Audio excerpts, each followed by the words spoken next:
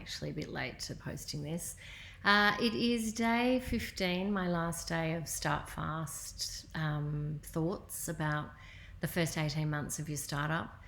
I was going to talk today about pivot actually and sort of leave on that, because it's probably at this time where, businesses are actually starting to work through either we're flying or we need to think a bit differently about what we're doing.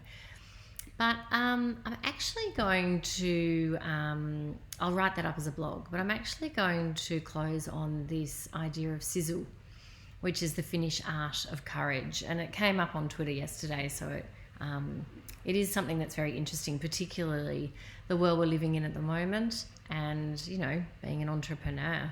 Sisu is not easily translated. It's into English.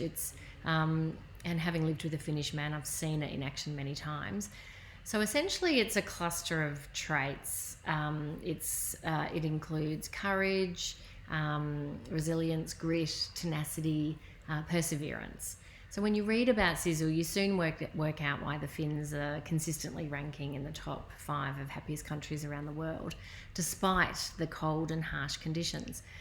For the Finnish people, the concept of Sisu is invisibly present everywhere. It is the way that they behave, less about how they speak. In fact, Sisu is not about bravado. It's not about being showy. They're not like that, actually, the Finns. They're more subtle. You won't find them touting their successes on the socials.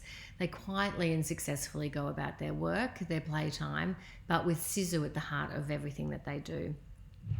So why am I talking about that today? It's interesting because I've had a weekend of really watching courageous people. I was at a charity ball, listening to people with degenerative disease speak about how they're living lives. I spent most of Saturday, like most people, tuned into the Ukrainian people fight for their country.